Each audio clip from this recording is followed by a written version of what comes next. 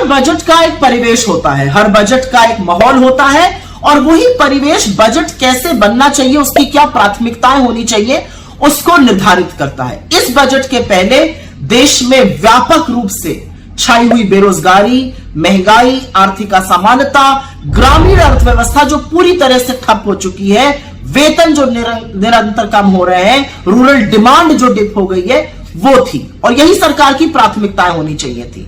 लेकिन जबानी जमा खर्च तो विकसित भारत पे बहुत किया गया। असलियत सरकार के खुद के आंकड़े, बजट के खुद के आंकड़े बयां कर रहे हैं। विकसित भारत करेंगे, कैसे होगा भारत विकसित?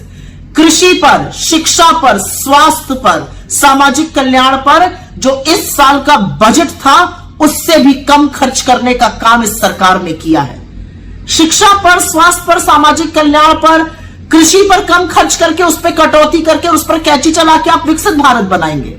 चलिए अगले वर्ष की बात करते हैं। इस वर्ष सरकार ने रक्षा पर, फूड सब्सिडी पर, फर्टिलाइजर सब्सिडी पर, खाद और खाद्य सुरक्षा के लिए जो पैसा खर्च किया, अगले साल उसमें कटौती कर दी गई। ये विकसित भारत बनने की बातें हो रही हैं। अब आगे की बात करते हैं। सरकार ने बहुत बड़ी बड़ी डींगे हाँकी, लेकिन जो रूरल अर्थव्यवस्था है, जो ग्रामीण अर्थव्यवस्था है, वो पूरी तरह से चरमरा चुकी है। वेतन और आय लगातार गिर रहे हैं, वहां पर डिमांड पूरी तरह से ठप हो गई है, इसीलिए कंजम्पशन खत्म हो गया इकोनॉमी में। इकोनॉमी में कंजम्पशन आधा हो गया बनस्पत पिछले साल ही, लेकिन उसके बारे में कोई चिंता नहीं। लेकिन सरकार के आंकड़े दिखाते हैं कि दिक्कत और समस्या कितनी भयावह है। सरकार ने इस साल मनरेगा का बजट 60,000 करोड़ रुपए रखा था, खर्चा करना पड़ा 86,000 करोड़। 15.5 करोड़ से ज्यादा लोगों ने मनरेगा में रजिस्टर किया, क्योंकि उनकी या तो शहरी नौकरियां या गांव में रूरल क्षेत्र में जो नौकरियां थी वो चली गई, वो मजदूरी करने को विवश हैं। 86,000 करोड़ रुपए, 26,000 करोड़ रुपए ज्यादा खर्चा करने पड़े। सरकार का अपना आंकड़ा दिक्कत बयां कर रहा है, लेकिन सरकार दिक्कत मानने को तैयार नहीं है। अब बात कर लेते हैं कुछ बड़ी बातों की।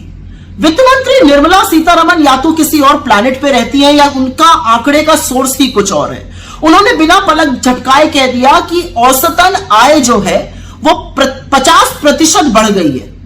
कौन सा आंकड़ा यह दिखाता है? क्या गरीबी, क्या भुखमरी, क्या बेरोजगारी, क्या आर्थिक असमानता के आंकड़े ये दिखाते हैं? असलियत तो यह है कि सरकार के खुद के पीएलएफएस ने अपने सर्वे में कहा है कि मासिक आय लगातार 25% घटी है। तो या तो वो सर्वे और वो डेटा झूठा है, या आज भ्रमित करने का काम वित्त मंत्री ने किया है। बड़े बड़े जबानी जमा खर्च के बीच एक और बात हुई, ग्रोथ पर खूब सीना ठोका गया। 6.4% ग्रोथ आपको विरासत में मिली थी 2014 में। 10 साल बाद एवरेज ग्रोथ रेट 6% से कम है और पिछले 4 साल की देख लीजिए तो 4% से भी कम है। इसके मायने समझते हैं ना आप लोग? ग्रोथ कम होने का मतलब है व्यवसाय कम होगा, ग्रोथ कम होने का मतलब है नौकरियां कम बनेंगी, ज्यादा बेरोजगारी, ज्यादा भुखमरी, ज्यादा महंगाई, ज्यादा आर्थिक असमानता, ज्यादा गुर्बत, ज्यादा गरीबी।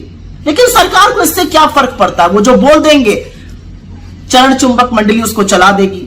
फिस्कल डेफिसिट पे खूब पीठ ठोकी निर्मला सीतारमण जी ने अपनी। 4.8% पे मिला था आपकी सरकार को 2014 में, 5.8% पे है, पूरा 1% ज्यादा। 10 साल में एक बार भी आप फिस्कल डेफिसिट का टारगेट नहीं मीट कर पाई हैं। अंत में एक ही बात कहूंगी, चेस के ग्रैंड मास्टर आपको याद आए निर्मला जी? काश हमारी इस देश की होनहार कुश्ती लड़ने वाली वो बेटियां भी याद आई होती जो न्याय की गुहार लगा रही थी, जिन्होंने अपने बड़े बड़े अवार्ड वापस किए, लेकिन आप लोगों के कान पे जू तक नहीं रहेंगी। बहरहाल आपकी प्राथमिकताओं की जो कच्चा चिट्ठा है वो तो आपने ही बयां कर दिया।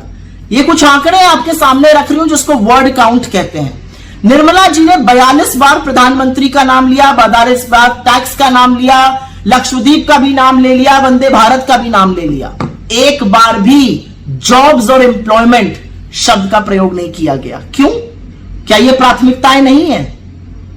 असलियत तो यह है कि यह देश आपके जुमलों से और आपकी प्राथमिकताओं से जो गलत है उससे उग चुका है।